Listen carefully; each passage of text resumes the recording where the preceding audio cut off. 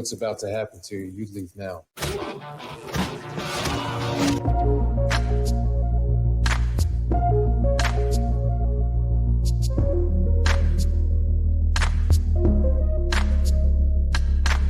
Some consider these traits to be toxic, such as undesirable in the men of today. We consider these traits such as these not only to be desirable, but to be appreciated and celebrated. Welcome to the Toxic Male Appreciation Show, hosted by and La Reina Creole. Welcome to the safe space for the toxic male.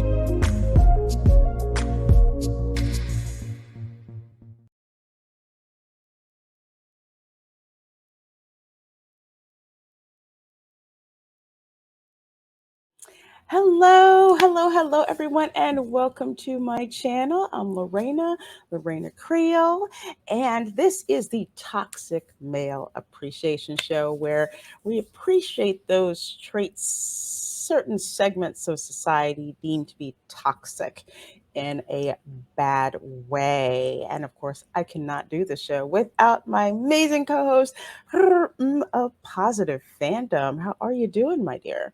I'm doing well, Lorena. Thank you so much for having me here. As always, how are you doing? How are things with you? Oh, things are good. Things are good. It's almost the end of the week. Yes. Almost the end of the week. But I'm telling you, in IT, it's the crazy season. It starts with the Indian holiday of Diwali and goes all the way to New Year's Yeah. because it's the crazy season in software development. So those of you who are in software development, you'll understand exactly what I'm talking about. This is when things get crazy and when people are like, who's going to do support? Not me. I already had my vacation in the calendar. I'm going to be gone that week. So, but other than that, it's good. It's good. I'm glad to be here as always with the show, and always love having you on here with me. I'm glad to be here.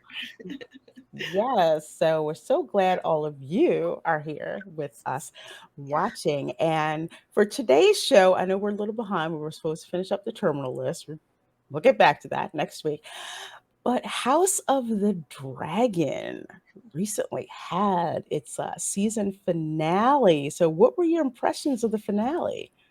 It was spectacular, Lorena. I have to be honest with you. I love this show. There are so many unexpected twists and turns, and we certainly did get an unexpected twist in the finale. So I wasn't disappointed, and I am so excited for the next season. How about you? I am. I loved the finale. There were parts where I was just like, "Oh my gosh, what flipping happened?" Because I literally filmed myself while I was watching the finale. So Yes. this scene, oh my gosh, I had my mouth dropped. Dang it.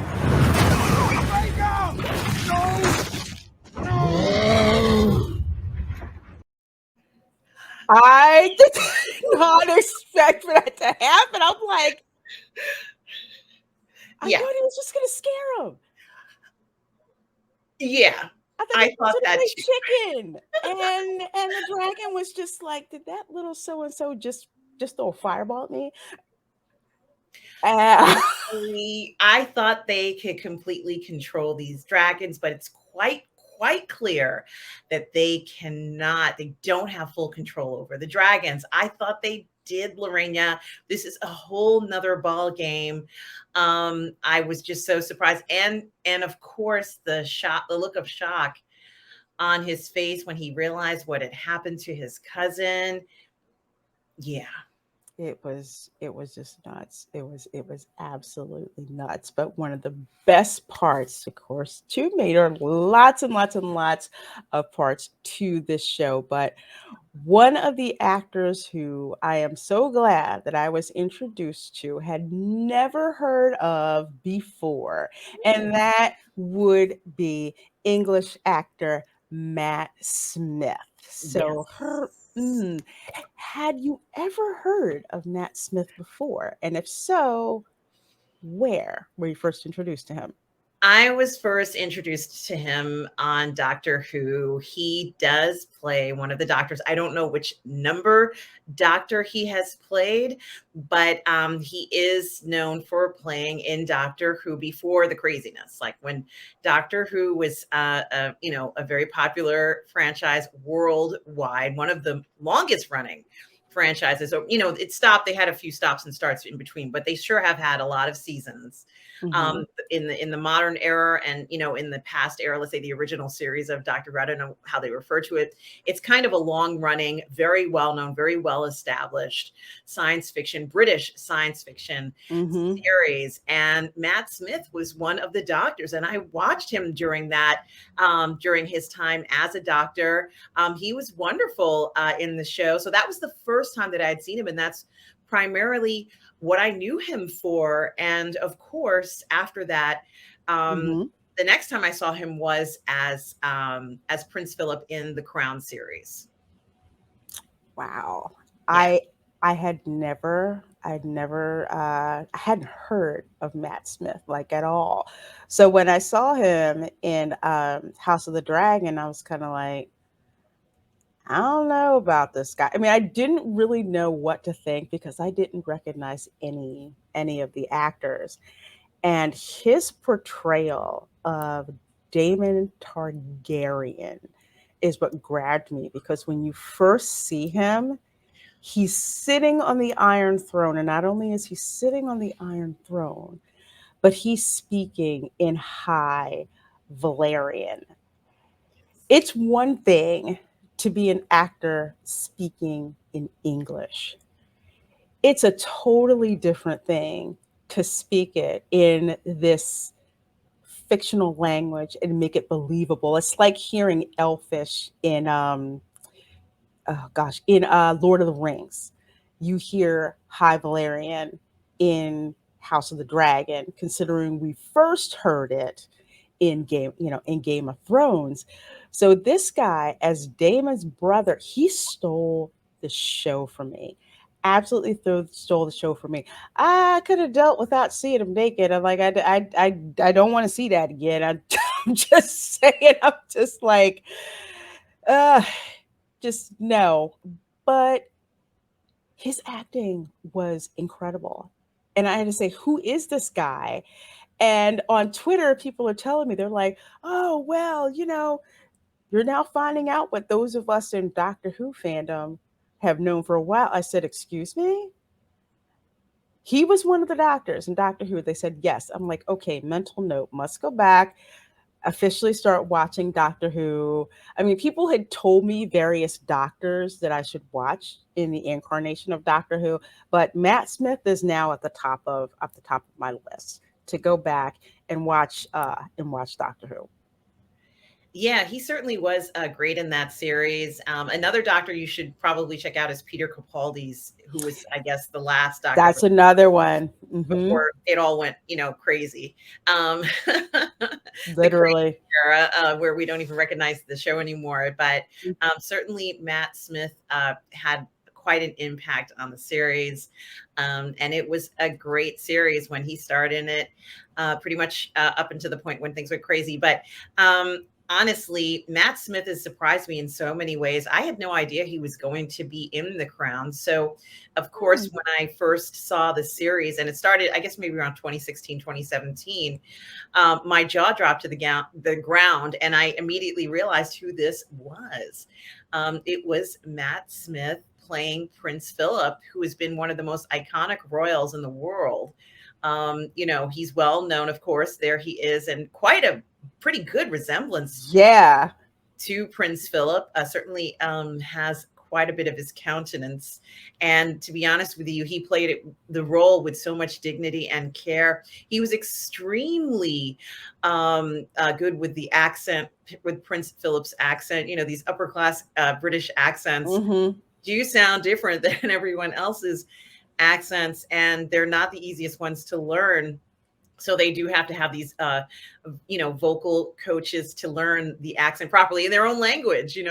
Pretty much you have to learn this upper class British accent, and he did it with a T. And there was some points where I was convinced that this was the real Prince Philip. He had such Hmm. great chemistry with Claire Foy, who played Elizabeth in it. And, she's head over heels for this man. And I think I kind of fell for Matt Smith even more after seeing him as Prince Philip. Even the idea of getting to play a prince is certainly a privilege and an honor to get a role like that. They don't just pick anyone for roles like this. So, he certainly had such an elegant way about him. He certainly looked very much like the late prince who died last year. Certainly, Matt Smith did this role justice, and I just was so I keep watching it. I watch the series over and over again, so I see him quite often doing this role. And it's been Hmm. a while, Rainy. I think it was in 2016, 2017 that he did that role. So it's been a while. He's got a few more acting credits on his bill, but boy, Matt Smith really brought this character to life. I was so impressed with his work, and he really is very talented actor. So, it's just wonderful to watch him. It really is. Like I've started on season 2 of The Crown, and I'm like constantly impressed by his portrayal of Prince Philip. I mean, even Damon Targaryen is still going to be my favorite one, my favorite character that he portrays. But it just shows how good his range is to go from someone like, like our character like Damon Targaryen. Well, he came from this one to Damon Targaryen, to see him portray this character, because Prince Philip is one of those people that I've grown up seeing pictures of, film reels of, historical reels of. I know of him much older, in his older years with Queen Elizabeth. So he's someone that I'm used to seeing and and hearing about and all that in the press. And a funny thing about this story is that turns out when he found out that Prince Philip was not a fan of the Queen at all, of this of the Crown, he wasn't really fond of it. Queen Elizabeth did watch it. She did watch the show, and I guess Harry called him a grandpa. When he saw him playing golf, Prince Harry called him granddad. So he Mhm. said he met now King Charles, King Charles the third, of course, as he called himself. And he said he thought he had he thought he had great shoes. So I'm just Yes. Yes, absolutely. I mean, I think these are the types of roles, Lorena, that a lot of actors are clamoring for, because this will be the type of program that people are going to watch over the next 10, 20 years over and over again, trying to get absolutely. a sense of historically where this person fit into things. It certainly is something, if I were an actor, I would want to get that role. You'll always be associated with the royal family in a sense when you get a role like this. And, it certainly does show something about, especially for someone who is, let's say, from Great Britain, and in this case, he is, the pride Hmm. that you have for your country and for the royal family. Absolutely, absolutely, and such amazing pageantry that they have in the show. It's a wonderful gem to see. So for those of you who would like me or like, House of the Dragon is over, what am I gonna watch next? Go watch the first two. Well, you can watch the whole thing, but watch the first two seasons of The Crown. It's so wonderful seeing his range, and pretty much, and I want to say, pretty much seeing why it is that that particular role set him up to play Daemon Targaryen. Certainly, here he is once again playing a prince. And, I know that the Targaryen role is somewhat more aggressive. Prince Philip, unfortunately came into, his adulthood life, where his family, what normally would have happened, he would have been, maybe perhaps been in Greece, because he is a prince of Greece, and I think of one other country, but because of everything that had happened, war in the country of Greece, his family, they weren't able to do or kind of become their normal roles in their own country. And so, there were, unfortunately, the family had to leave Greece. And that made it very difficult for him to, for the real Prince Philip to take a role that he would have taken.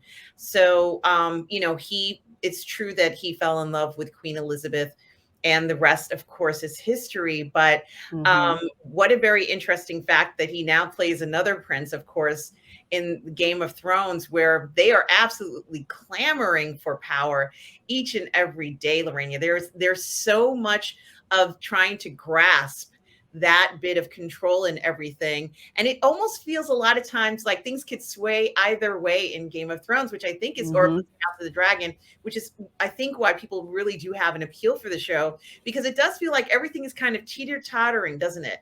It feels like it's a very kind of, it's a balance, but at any moment the balance could sway in one direction or another. And we know that this Damon character is so desperate to be the ruler in the series. I mean, I almost sometimes wish he would at least have one shot at it, Lorraine, where he is, and it almost feels like he's going to have that. I think, having that type of passion, and we've been, technically speaking, I guess the series, we're in the, I guess, from when Rhaenyra starts as a young girl, and now it's maybe 10 or 15 years later, 15 years of him kind of holding on to this notion that it could be a possibility that he's going to rise to this. It certainly shows a lot of patience on his part, but he is aggressive and strong and very, very masculine as far as I'm concerned. He really plays this role to a T. I can't imagine this role with anyone else playing it. To me, he fits the role perfectly.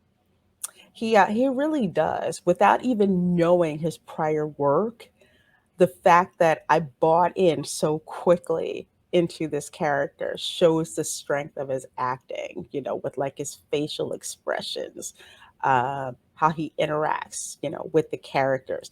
Just even points where either he's joking with Rhaenyra, or like in one minute he's really, really pissed, and another minute he sees her and he kind of, he softens up. Even when he's fighting and arguing with his brother, you could just see just the switch between, I wish he would love me and appreciate me, to the point of, or just like, why don't you understand that there's these people out here who want to kill you, and I'm the only one who's going to tell you the truth, and how things, and how things are. And I love it. He's not, granted, none of these people are what I would call heroes.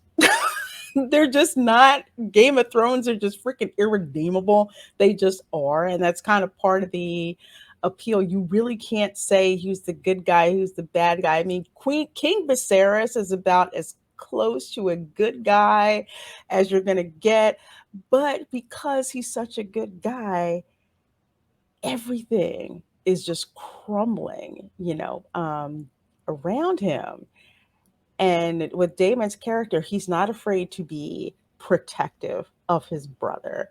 He's not afraid to show the sorrow he feels, like when his wife, when Lena Targaryen, where she basically has Vhagar pretty much send her up in flames because she's gonna die, in childbirth. I mean, David is screwed up when that happens. So much so that the way he kind of behaves at the funeral, it's understandable, but you can tell, like, in his way, that's what he's like. You can see that, extreme, extreme rage, everything. I love seeing when he shows up on screen. And so many people have said, okay, Patty Considine aside, because that's one of the reasons why he took the role for House of the Dragon, because Matt Smith has a lot of respect for Patty Considine playing King Viserys, which, if he does not get an Emmy for for playing Viserys. He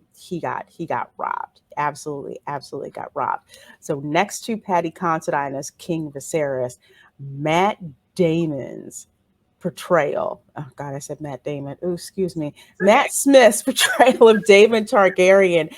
People just cannot freaking stop talking about it. Yeah.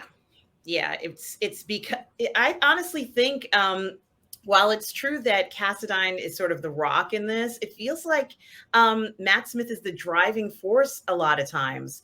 He certainly pushed the story forward, especially when he kind of he took the dragon egg, remember?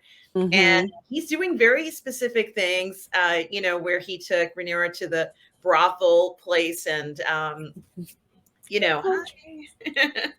Where he took her to that brothel place and trying to get story to move forward there. He Mm-hmm. doesn't like the steadiness. I don't think. I think a lot of the a lot of the stability isn't good for him because it means that his chances of being in power aren't going anywhere.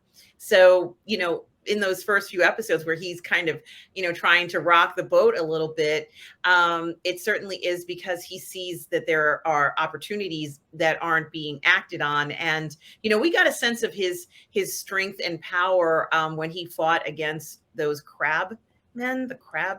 Yeah, the crabman. And he's in there and he kind of lures the crab man out. I don't even understand what this crab man is, but it looked very bizarre where people are being eaten by crabs. And Mm-hmm. they had this strength. They were controlling, I guess, maybe part of the shipping lanes or whatever it was, but Yeah, and the stepstones. Mm-hmm. he was determined to come out there and defeat it. And when he walked into the throne room with that sword, his brother's like, what is it? And he's like, you can add this to the throne. And I thought, Damon has plenty of years of fighting in him, but it was clear that the king, probably couldn't even pick up a sword at that point, but he was in power. And so it's interesting to see how where Damon is here now. He's here. He's Mm-hmm. still alive. And if things go in his favor, he could possibly be on that throne again, Lorraine, or at least as the ruler of the seven kingdoms or whatever. Yeah, he's kind of like, and it's interesting. We're going to get to Matt Smith's what is it? I call it his CV, I guess. Not resume, but call it his CV. Well, I find it interesting that in The Crown, he was playing, the prince or queen consort, so to speak. In House of the Dragon, it's the same thing. In a way, Rhaenyra is queen, and he's pretty much, queen's consort, almost like the same type of roles. And now, after seeing The Crown, I can see like some of the tension in some of the scenes between himself and the actress who plays, Queen Elizabeth. That marital tension, you can almost see the same thing in this when he's trying to basically tell her, look, this is what you need to do. Although she's much more naive about it. Like everyone can just get along. My dad would have liked, for all of us to get along. And yes, spoiling the end of episode 10 because you should have watched it by now. When the news, and what that news is at the end, and he, Rhaenyra's back is towards us, and he walks up to her and tells her, and it takes a while. And then when you see her face turn around after what he's told her, this is not the idealistic queen that we knew before. And I just thought that was so cool how he paid into it. It seems like the same church, different pew. But I am, after watching The Crown, I'm very excited to find out what this dynamic is going to be in season 2. But we're gonna 2 years. I don't know. Oh man, it's gonna be crazy trying to wait Oh for 2 years. gosh, I 2 years seems cruel, but I have to tell you, this season was so amazing. I really am so pleased with it, Lorena. We haven't had anything like this for so long. It feels so good to have a show of this caliber, and you need actors Mhm. like Matt Smith really to pull this off. You really do, because you can't have actors who do not have the chops to carry this type of show. Game of Thrones, the original one, that was like that too. You had top talent that was in it. You had Diana Rigg in in Yes, that as Lady Olenna, who is still my favorite queen, or the Queen of yes. Thorns. Whoo! Besides House Tyrell being the most fashionable. I loved her as the matriarch of House Tyrell. You had oh my gosh, Indira Varma in Yes. that. Oh God. Just the amount of talent that was just in, in Game of Thrones. They had to do the same for this. Granted, there were some that seemed very much unknown. I would say unknown, but not untested. And that's, I think, is what got us to buy in. We didn't know who these actors were, but their talent was so good that we bought in, just like you did, with Matt Smith. So to kind of give you guys a little bit of information about who he is, apparently he was born in Northampton, England, which you folks are going to have to tell us in the chat. I always have to say, where is such and such a place in relation to London? Because that is my starting point for any geography. If it's not Ireland, if it's not Scotland, I'm gonna have to ask you, where are you in Yes. relationship to London? Agreed. Goodness. It's just, I've been there 3 times and they're just like, oh, I'm for so. So I'm like, where is that in relation to London? You gotta help me out there. Mhm. Gotta help me out there. But yeah, so apparently, he's 5'11", so that's That's nice. nearly 6 feet tall. Yeah, yeah, yeah. We're gonna be generous and round it up to 6 feet. It's too close. You might as well round that up to around the 6 feet. Mhm. And let's see. So at 26, he basically, his rise to fame was in Doctor Who. Now, me being a science fiction fan, I was not into Doctor Who, but I knew of it because it was kind of like, again, the science fiction show that was from the UK, so famous. When I went to Collectormania in the UK, I was so stoked that I could meet like all these Doctor Who fans, because that's like their homegrown science fiction. So I knew about what a Dalek is. I knew about what the TARDIS was. I knew of Doctor Who, even though I didn't watch the show, but knew that was an obviously huge, huge, huge deal.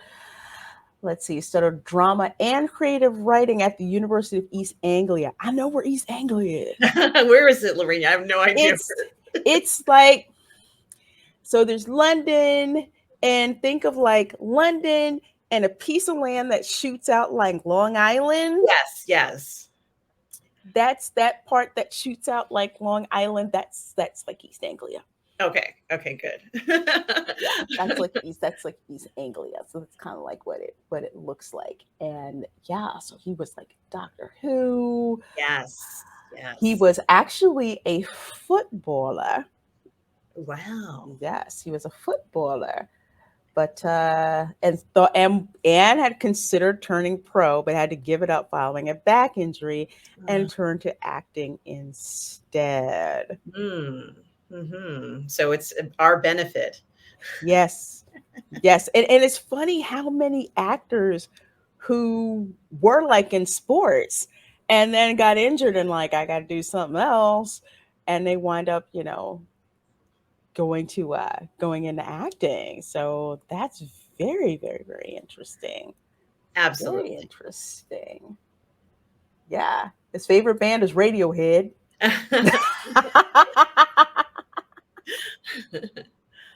And he owns the tweed jacket that his 11th Doctor usually wears. Interesting. Very, very interesting.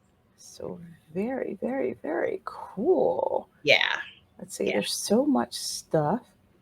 Let's see. Oh, this is interesting. So before being cast as the Doctor, he auditioned for the part of John Watson on Sherlock. Oh.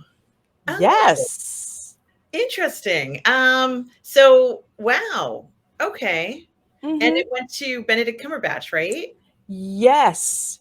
Yes, but he was rejected. Well, supposedly he was rejected for being too eccentric. And that character is crazy eccentric, isn't Yeah, he? he's not as eccentric as Sherlock. Sherlock is he has to examine every single detail. I want to say, okay, I know it's the Americanized version, but this is what I'm going with, especially since I read some of the books. The version of Sherlock Holmes that Robert Downey Jr. does, okay, where he's analyzing every single thing. He's the eccentric one. Watson is like the straight man. Yes. Yes, that's true. Oh, yes, I'm thinking of the role that that Martin Freeman plays. It's Martin Freeman who plays Watson on Sherlock with with Benedict Cumberbatch. So Oh, okay. so I understand. Okay, I understand. Okay, so they thought if he got the role as Watson, it wouldn't. He's too much like Sherlock to play Yes. Watson. He couldn't, it's like he couldn't play this, he couldn't play the straight guy. Yeah, yeah. Because you can't have the straight guy constantly off the reservation, so to speak. And he's kind of like all over the place. It's like, hey, yeah, ground it down, come back down, come back down. So I could kind of see that. Although Stephen Moffat claimed that Smith would have been a good Sherlock if Benedict Cumberbatch had not been cast already. So I can see that. Yes, yes, definitely. Oh goodness, that Sherlock series is fun too. So I'm a fan of that show. But that's interesting. I didn't know he was up for the part. That is very interesting. And let's see. And he's a fan of Futurama.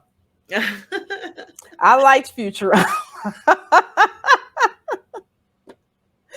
That is definitely uh,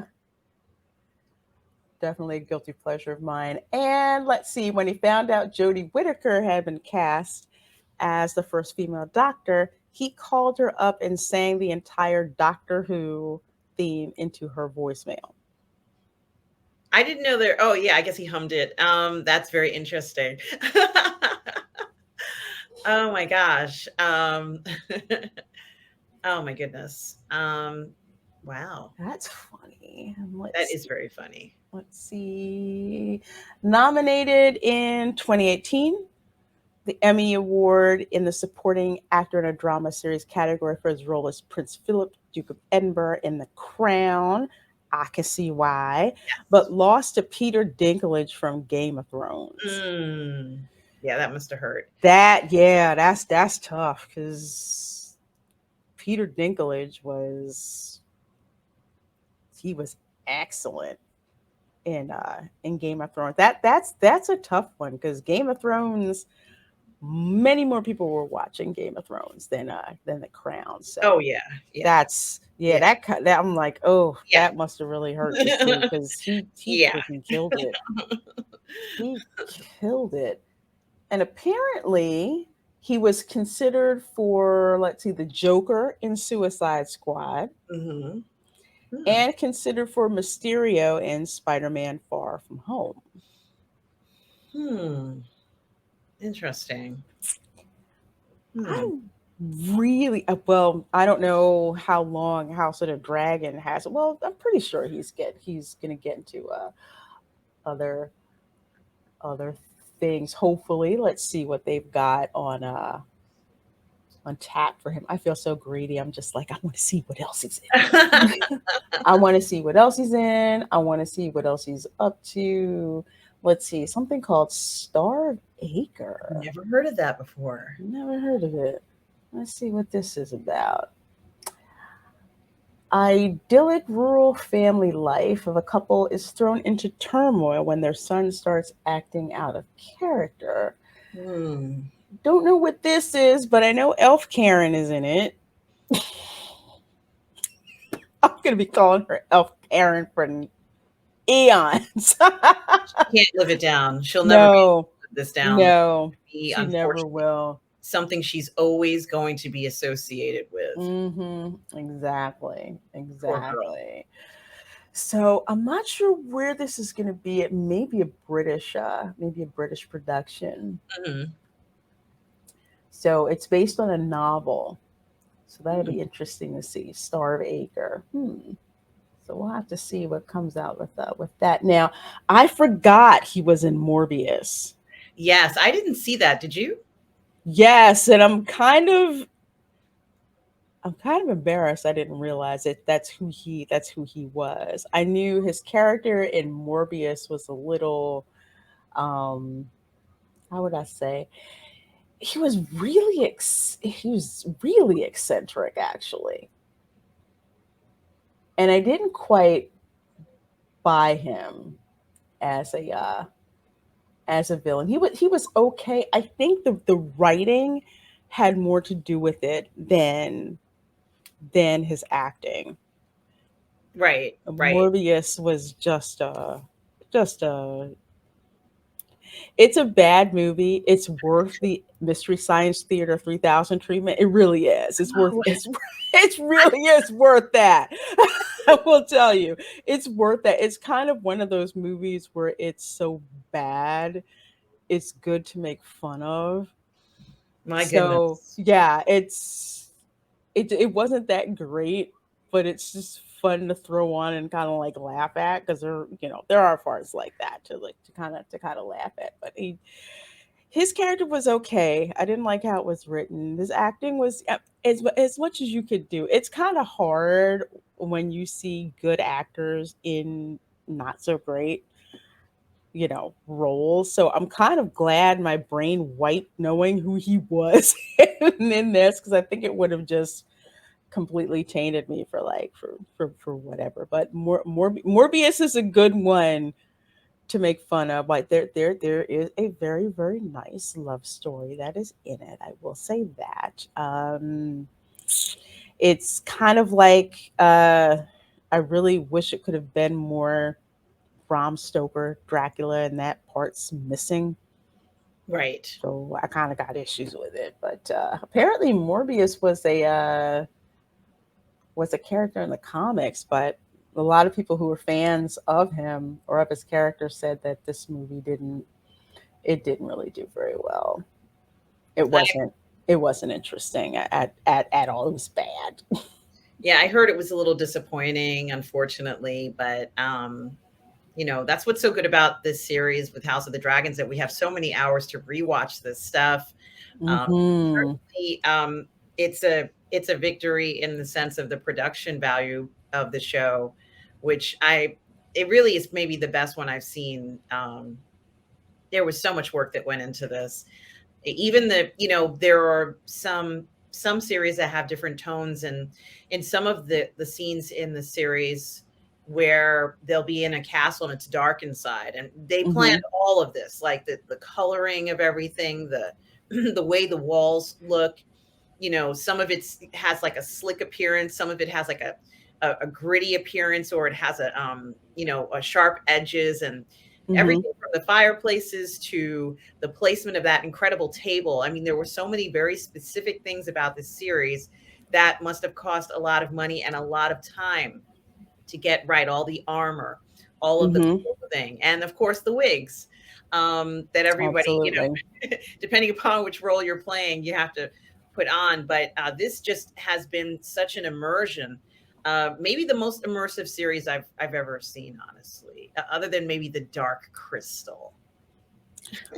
Ooh, I love and yet that movie scared the crap out of me when I was a kid. They look real, don't they? I mean, they are people playing it, technically I, speaking. I thought the Skeksis were gonna come and get me, especially when you thought it was dead and it turns out it really wasn't dead. And the little fur ball, like, Yeah. but yeah, gorgeous. The Dark Crystal is Oh, like one of my oh, favorites. Lorraine, I forgot he was in Last Night in Soho. I totally forgot this. Last What year he was in movie is Last Night in that? Soho. It's like a murder mystery film where You would like this film. Oh, it's on HBO Max. Yes, you gotta watch it. You gotta watch it. You Oh, gotta okay. watch I have to it. put that one on the list then. Put it on the list. You're gonna like it. Let's I see. really liked it. It's one of my favorite films from 2021 that explores a girl who sees things. She's sensitive to, and it has Diana Riggs. It was her last performance. No Mhm. way. Yes way. Yes way. You think I could make this up? Lorena, you will love this. Oh my gosh. Mm-hmm. I already love these like throwback films to like the 60s, the It's your 60s and 70s movie, and baby. 80s. Yeah. I freaking love it, even with the hair. Yeah, baby. Yeah. Mhm. Yep. I would love to go back at that time and just party a little bit, get to know people, just it seems like such an extraordinary thing. And this is kind of explored in this film. It's hard to do a film in present day, but they managed to pull it off in two Hmm. different time periods, Lorena. Wow. It's just spectacular. And, I have to say, Matt Smith plays a wonderful character in this story. Yeah, Hmm. this is a nice horror film. It is a horror film. It's a nice horror film that I enjoyed immensely last year. And I think anybody who is a fan of Matt Smith will enjoy it too, because he plays quite an important role in this. Certainly, just absolutely devilish. I really enjoyed it. You got to watch this film, Lorraine. You got to watch this. Oh my gosh. Yeah, I Wow. totally forgot he was in this. I can't believe I forgot. Well, this one's gonna have to go on the list. You know, just Yes. check that out. So thank you for pulling that one out. It has Anna Taylor-Joy as well, and she's kind of I'm not gonna say up and Oh. coming. She's very, very popular, and she's like Hmm. girl, maybe, or one of the it girls right now. After seeing her in The Northman and in practically everything, The Queen's Gambit. Hmm. She has a long list of films that she's in. So it certainly is one to watch. And yeah, his performance in that was amazing. I can't believe I forgot he was Wow. in that film. Well, it made you remember. I wish we could do a watch party of that film. We can. Let's do it. We're gonna have to do that. We're gonna Yeah, have to we do have that. to do it. Oh my gosh, I can't wait for you to see this. I love this outfit. Oh my I gosh. cannot wait for you. This is making me even more excited just thinking, because you're just going to be so like, what? I love seeing these outfits because I remember when, at one time, like in the late 80s, like the style had come back. And I'm like, I remember my mother had all these like patterns and stuff. I don't even have to go buy anything. I'll just have her bake it. She'd thrown them all out. What? I'm like, "Why'd you do that?" She said, "I didn't think that was ever gonna come back into style." And I mean, she had like 19 like patterns from like the 1960s. Man. I'm like, I can like use those. I mean, granted they did have patterns for that style coming back, but it's something about seeing that like time in a bottle, like all of that stuff, printed out. But I thought it was funny. She was just like, I didn't think it was ever gonna come back into style again. And she felt awful because she was just like, how many of those I had. Yeah. Punctray says I liked him as the doctor. Yeah, Yeah, he I was great as the I doctor. I can't wait to see him as a doctor. Yeah, next year I'm actually, as I am going to be watching Doctor Who. I was like, which one was I going to go see? And then Nat Smith. I'm like, okay, we're gonna start watching his. Mhm. So let's see one more thing that he's got before we get to actually another art, which is related to Doctor Who that I do want to talk about. Let's see, Oh, Pride and Prejudice and yes. Zombies. Yes, yes. Oh my, that's a great film. I'm sorry. I can't believe I didn't see this. Here's the We thing. have to watch My that one too. my niece was tripping out about this. Great film. And I'm like, Pride and Prejudice, like Austin's Pride and Prejudice. They're like, Yes. yeah, Yep. but you got zombies in it. And I'm just like, Yes. It's amazing. We need to watch this and wear our appropriate costumes for the time period because, as you know, that is Jane Austen's time period. So we need to wear Yes. our proper dresses for the time. Yes. You will love this film if you love Jane Austen. If you Oh, don't like hell zombies, you yeah. won't like it. But if you like zombies, you will love it. I do. I was like, it's got what now? Hmm. Okay, I have to go and see it. And I forgot about it. But this was one where I was like, that's so twisted. I need to watch it because I do. I like Austen. I can't stand Bronte, but I like Austen's Hmm. writing much more than I like Charlotte Bronte's writing. So You know, I'm like, I'm in. the film reminded me of Abraham Lincoln Vampire Slayer. If you liked that And film, I'm watching that too. Literally, I'm halfway through that movie. oh, really? Oh my God. Yes, You will love yes. this. Then you will love this.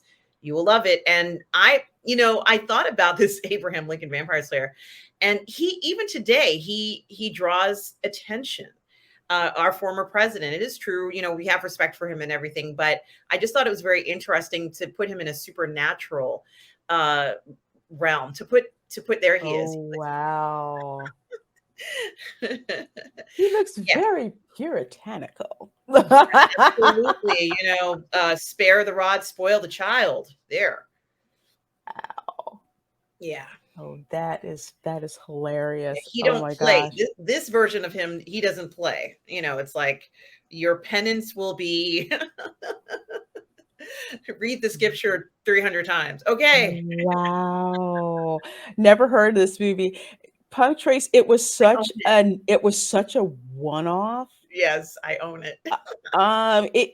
It was just one of those where it's just like, wait, what now? Yeah. Yeah, you will And love then it. and I'm looking, it's like, okay, you have my attention. I have to check this out. So yeah. Pride I and Prejudice and Zombies. A lot of teens were talking about this movie. You will love this. Look at him. You will love this movie. It is Mm. just so much fun. It is very Jane Austen-esque. So there's a lot of the, is he an eligible bachelor kind of stuff, just Is all of he? that Is good he stuff. attached? Can you Yes. introduce me to his mama? That's pretty much Yeah. Like, that's all of it with like Austin. Everybody's trying to hook up yeah, in that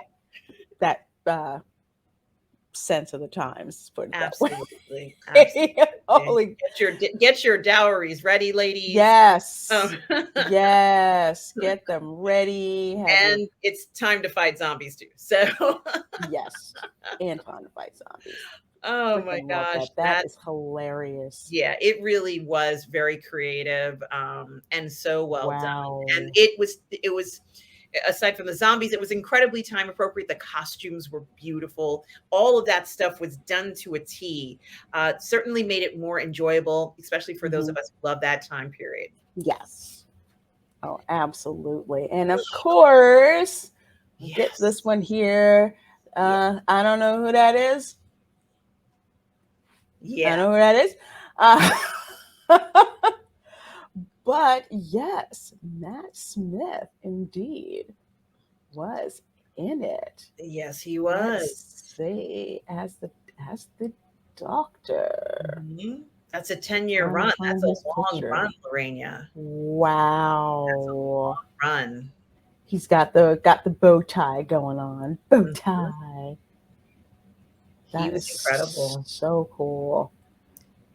Yeah, I really enjoyed all the episodes that he did. So it's been a while, obviously it's been a while because Mm-hmm. it's been over 10 years, but certainly he's well known for this role. And I can't remember which companions he had. So whoever was alongside him throughout Mm-hmm. the series, but I think maybe he or she is in one of these photos Mm-hmm. that we're seeing here. But certainly, this was a height of the series, before it all went to hell. It was doing very, very well. And they had maintained that throughout the series. So yeah, Wow. Well, yeah. I cannot wait to start watching his episodes of Doctor Who. It's just so nice to actually watch stuff that I like, and I love his performance. So gotta go check that out. But speaking of Doctor Who, this was an interesting article from Screen Rant. We'll kind of talk about this a bit.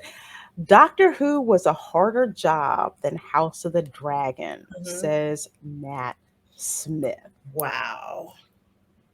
Yeah, I believe it. I believe it was more difficult, because it's almost as if the person who becomes the doctor has to redefine it each time. And I think Mm, for House of the Dragon, there may be much more constraints. And remember, the writer, the author of it all, is there. Like, he's involved in all this.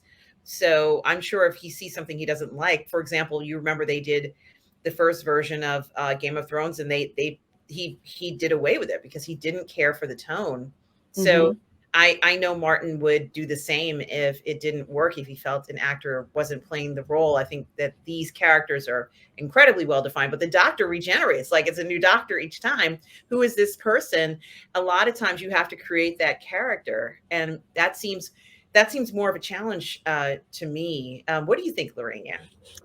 I would I would agree. At first, I didn't quite know what he was talking about. Again, as someone who has not seen Doctor Who, so it was kind of like, okay, I'm a little confused. But the article goes on to basically say how the Doctor regenerates and how so many people who have portrayed the Doctor, for the most part, aside from the person who played it last, um, are very much beloved. Like, people always talk about who is their favorite doctor. So Yeah. it's not just Doctor Who, but specifically which one is your favorite Doctor Who and why. And it's kind of like picking amongst all, except for the latest one, picking from your favorite candy. You know, which one is best? I like this one for this reason, this one for this reason, this one's my favorite reason. And people talk about the doctor very fondly. They talk about the doctor from Doctor Who like people talk about the Star Trek captains. Yes, yes, yes, they do. The Time Lord, which is the character that the Doctor is very special that way. We haven't had, except for maybe I don't remember how many seasons, but like 10 years is a long time to be a Doctor, or Mm-hmm. in any series. Like, this is a series that continually or should continually go on. But yes, there are some similarities to that. Um, the thing that I like the most about Doctor Who is that he does go on these adventures, and Mm-hmm. he's trying to help people. So there is that. I mean, it's almost like he shows up where he is needed, so to speak, and the adventure takes off from there. But it's a remarkable show, and a lot of things happen that are unusual, and they do have some characters that come back that are threats, and you have to deal with those. There are other time travelers who have different beliefs and different things that they'll do, but yeah, it's a very unusual situation. He's a character that has left, let's say, his planet, and yes, I guess there's like 13 doctors, 11, 12 or 13 I doctors, think right? so, yeah. Yeah. Current Doctor Who, David and Matt. So it's David Tennant, I David think. Tennant, yeah. I liked David Tennant a lot. But I my favorite is Peter Capaldi. So he was the last Mm. doctor before, all hell broke loose. And he's apparently he's gonna come back for a little while, I guess. But he's I amazing. heard, yeah. He's amazing. I think Peter Capaldi for me um, felt like a somewhat more mature doctor. And I don't know Mm-hmm. if this even makes any sense, but it felt that way to me. And he was alongside an actress by the name of, I think her name is Pearl Mackey. And I thought she was great with him. Like, they had great chemistry. And there was this one episode that I really liked, and it might have been the pilot, when she first starts to become his companion, and she sees this pool of water on the ground, Mm-hmm. and there was something special about the pool of water, And I said, yeah, this is Doctor Who. Like it's like they have to find these ordinary things, but then all of a sudden they become these extraordinary things. So, Mhm. he's working as a professor in a university. I don't know which one. She meets him, and then she realizes that he's the doctor, and things are different. And that I thought that they had great chemistry together. So I was surprised when she wasn't going to be returning with him in the next season. And then all of a sudden, they were like, they didn't, I guess they felt that wasn't the right direction. I thought she was perfect. I thought, Mhm. for what it was, I thought she was perfect. And then they went with a new person who just, was not Doctor Who. So, yes, yeah, he was great. He was great as the doctor. He really did feel a little different, maybe like Mhm. a professor almost, if the doctor could be a professor or whatever, Um, Mhm. but I enjoyed him a lot, Peter Capaldi, and I look forward to seeing him again. So, certainly that does say something, about his impression on me. I really enjoyed, his performance there, but it is not an easy role to play. You have to drive Mhm. that story. You must drive the story. You have to make it, interesting. You have to make yourself feel or make the character be believable as the Time Lord. And it's harder to do that in something like in in Doctor Who, because I think that in the House of the Dragon there are more constraints, and there are very specific things that you have to do because it's already written. You can't go outside of the out of that. Even just Mhm. the actor's personality kind of plays a role a little bit in Doctor Who. So there is that too. So each of the doctors has a different personality, different kind of quirkiness. Mhm. Um, so I think that was actually the thing that held Jodie Whittaker back, was that she wasn't quirky and didn't have a personality at all. I think that was the major problem. I would have to agree. People kept calling her Dr. Karen, and it seemed like with her, I want to call her, like, again, this is only from what I've gotten from my friends who were Dr. Whovian, so to speak. It's like her version of the doctor sapped all the fun and the life out of everything. That's what it seemed like. Like she wasn't engaging. She didn't seem very interesting at all. I've seen Jodie Whittaker in the movie Attack on the Block. Hmm. Was not impressed by her. I mean, John Boyega, he killed it. Yeah, Everyone else, they he's pretty always much killed good. it. That's a cool movie to watch. I was pleasantly surprised by Attack on the Block. Jodie Whittaker's character, I'm like, no wonder they don't like her on Doctor Who. I could not imagine watching a whole series um, with her. So I'm glad she's Well, freaking gone. I had no Although, choice but to watch it because I a Doctor Who fan, and I wanted to see what was going to happen. But Lorena, mhm, I have to say that I had to draw the line at an episode where they had Rosa Parks in the episode. And what what? disturbed me about the episode, you see, it was almost like the whole series, they were trying to tell you, well, this is what you should care about. Right. You're a jerk if you don't care about these things that are in the episodes. Mhm. You're a bad person if this isn't important to you. And so they have this episode with Rosa Parks, and I didn't like it because it almost felt like she was intervening in what happened. And I didn't care for that. Mm. I felt like the tone of it was wrong, Mhm. and I said, this is a little misplaced. This is not, they were trying to be quantum leap in this, but it felt Mm. very off and awkward. She's there Mhm. and there's Rosa Parks, and I'm thinking to myself, that's not Doctor Who. What Wow. is this? It felt weird. I'm gonna Mhm. look at that episode one more time, but I Mhm. realized what they were trying to say is that this is what we want you to care about. You're a bad person if you don't watch this and like get on a picket line or something. Wow. Yeah, Uh, it was disturbing, and I was like, this is weird. Doctor Who doesn't mm. do stuff like this. This is Doctor Who. I felt so bad for people who were saying just how much Doctor Who was just not fun to watch during Joey Whitaker's tenure. And it was just sad because that was like yet another one of, like, I call them like those like OG sci-fi fandoms. Like you had Star Wars, you had Star Trek, and you had Doctor Who. So I'm glad she's finally gone. I hear there's a new doctor that so far I've heard pretty good things about who the new doctor is. But I cannot wait to go back and watch the episodes that Matt Smith is in. So that's going to be my gateway drug in the gateway drug, Yeah, gateway doctor into watching Doctor Who. Doctor Who. So yeah, that's gonna be just too much fun. I can't wait. I love finding new stuff. Pride and Prejudice and Zombies. Yes. Last Night in Soho. So so Yes. so much to watch. Just wanted to besides admiring toxic men on this show, just finding out the other stuff that they've been in.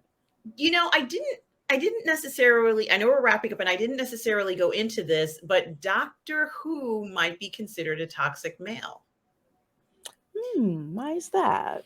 because he protects people and he's on this mission and he takes a role of authority and wants to kind of uh make wrongs, correct wrongs, so to speak, or stop people from being hurt.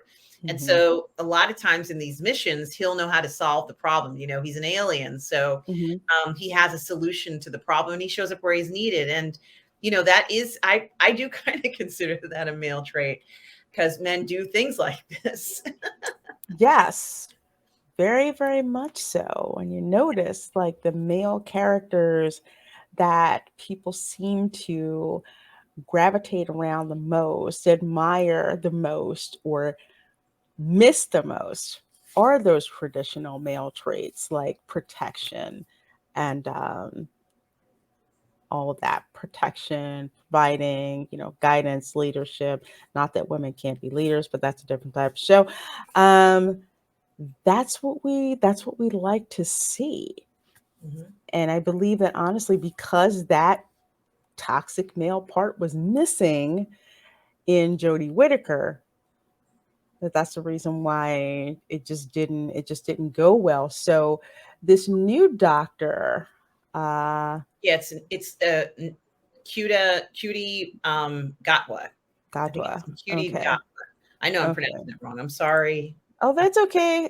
Because I'm like, okay, I need to try to sound it out. Supposedly, he was in a show called Sex Education, which I've never heard of, Hmm. but some people had said that his acting is actually pretty good. Hmm. So I've been hearing it's okay. So far, but yeah, I'm right now. I'm really not. I'd rather go back and watch like Matt Smith, watch David Tennant, watch Peter Capaldi. Those are the three. Well, Matt Smith, I think, was number three when people were telling me. I'm more interested really in seeing them as Doctor Who because frankly, Doctor Who has so much to repent for after how it went into the toilet. I would rather go back and watch, the tried and true stuff before the dark times, Yeah. before Jodie Whittaker, before Dr. Karen. Let's put it that way.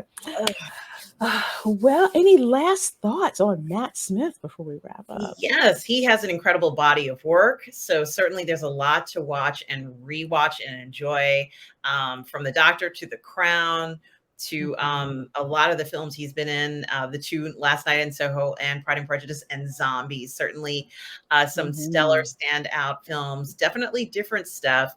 House of the Dragon. It's just so good. I think his CV will be something that you just are going to ooh and ah about as time goes on. He certainly is wonderful in all these roles, Lorena. Mhm. Absolutely. I am so thankful to House of the Dragon for introducing me to who he is, and thankful to you for pointing me to the crown so I could get more of Matt Smith. And thankful to a lot of you who were just like, oh, yeah, if you love him in House of the Dragon, you're really going to love him in Doctor Who. So I so glad to find out about this actor. So glad to see that a lot of his roles are unapologetically masculine. That's one of the things that draws me to him, especially with Damon. He is unapologetic about protection, about providing, about the people that he cares about, wanting to protect the people that he cares about. Doesn't always go about it, you know, the right way, and understanding that aggression in young men is something to be kind of like guided as opposed to stomped out. Like that scene at the last dinner with Viserys, and Aemon is just like agitating people, and he just gives him a look like, you know, you're wrong, don't you? And it's like, yeah, I know, I don't care, but all right, all right, I'll go over here. I like the fact that it's being managed. It's like it's okay to be pissed off and want to kick your cousin's ass, but this is not this is not the place to do it. That's not the place Agreed. to do it at. So I really do like the fact that they're not squelching masculinity. They are guiding it in a way from older men. So that's always good to see. Yes, yes. Absolutely. Absolutely. So, folks, thank you so much for hanging out with us for this episode of Toxic Male Appreciation, appreciating actor Matt Smith, English actor Matt Smith. So, folks, please do subscribe to Positive Fandom on Twitch and on YouTube. She is less than 200 hours away on YouTube from monetization. So please do watch her stuff, put it on a playlist, just let it run on another tab or whatever, because she has amazing, Thank you. amazing live streams. The Sunday brunch show is something you definitely do not want to miss. She is basically the leader of Ladies of the PGS over on the Post Geek Singularity, which I'm so thankful to be able to pop in on that show as I can, and also tell the people what other stuff that you're on, because you do so much. I do.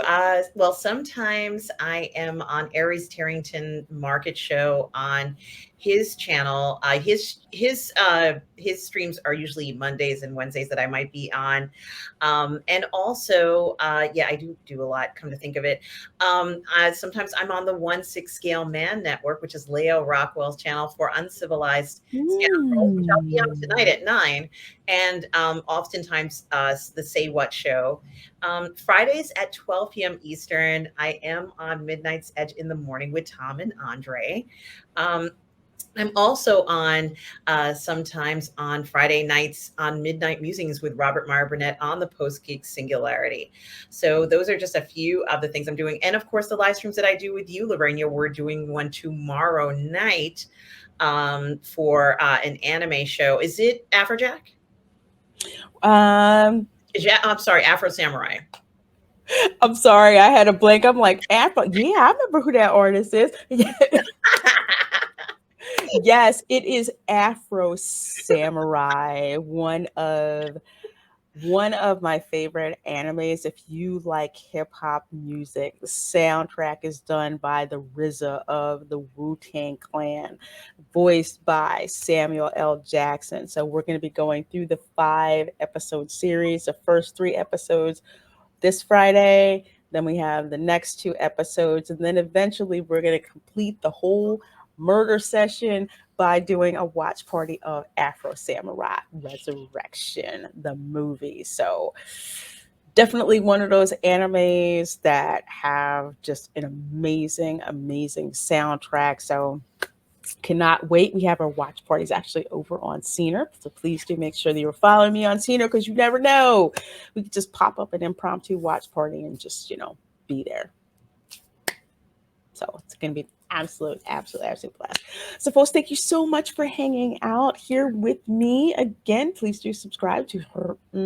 Please do subscribe to myself, and we will see you next time. Bye. Bye.